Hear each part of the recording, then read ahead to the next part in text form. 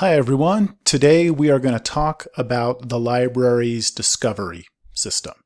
That's what this box is here. It used to say quick search up here, and then we just updated it to a different search system. This is EBSCO Discovery Service, and it looks pretty much the same, but it does operate a little bit differently, and it will get you a lot better access to materials we have access to at CSU Global. So you can just type in whatever kind of search you want to do. I'll type in PTSD, run a search. I often will open from the advanced search screen, but we can just run a search here too. And it'll search right from the page. Then once this opens up, what this is doing, Discovery Service for CSU Global Campus, this is searching all of our databases at once so that you don't have to go through and search each database individually. This is searching all of them at the same time.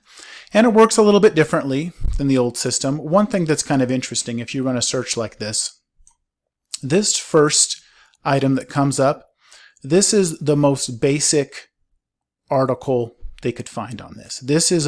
If you're looking to start your research and you really don't know that much about post-traumatic stress disorder, or you want some basic facts, you can go here to the research starter.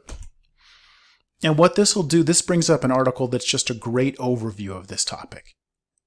It's not a journal article, it's from McGill's Medical Guide, and it just gives you a total overview of this. You may need to start there, you might not, but it's kind of a nice thing. If I go back here to the result list, so that's what that is that you'll see at the top of the page.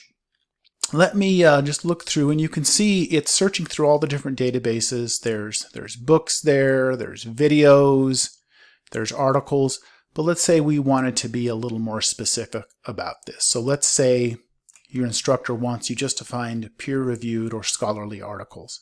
Click there, right over here on the left, and then it'll go through and take out anything that isn't from a peer-reviewed journal.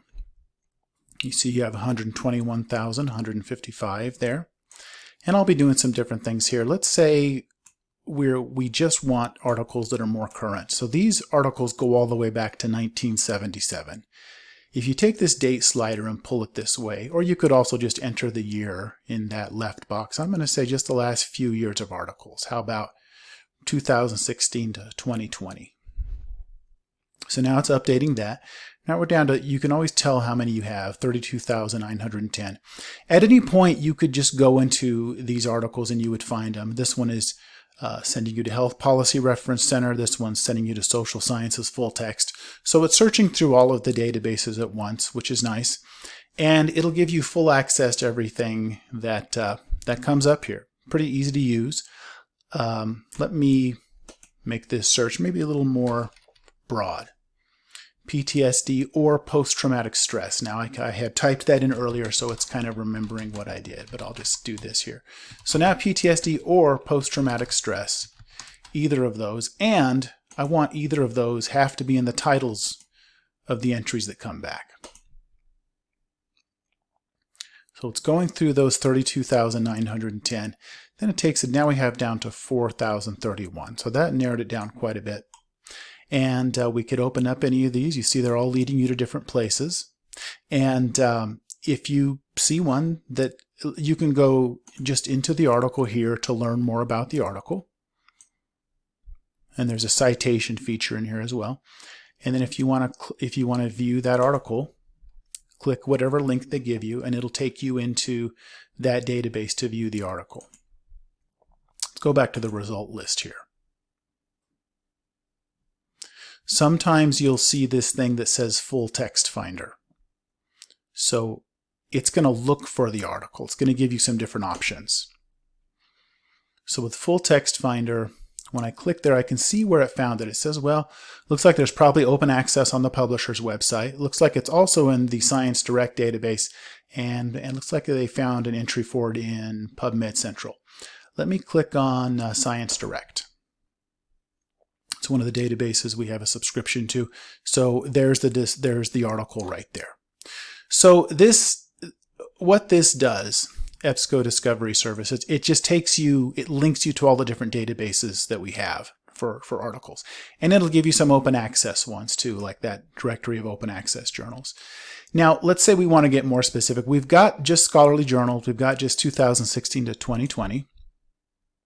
Let's go over here and say, what about content provider? This is kind of an interesting limit you could put on. Since it's searching through all of the databases, maybe that's, now you're ready to get more specific. I'm going to click here, show more. This is all of the databases they found results in. And just looking through here, let's say, well, I just want to see what's in Academic Search Premier. If you click that and update, then it'll go through that search and just run that in that one database where it was running everything so far in all the databases.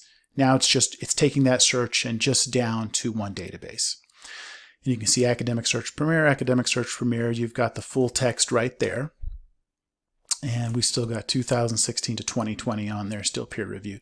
So that's the basics of how this works. There will be other videos that show you more specific aspects of this, but this is how it works. If you have any issues, please get in touch with me.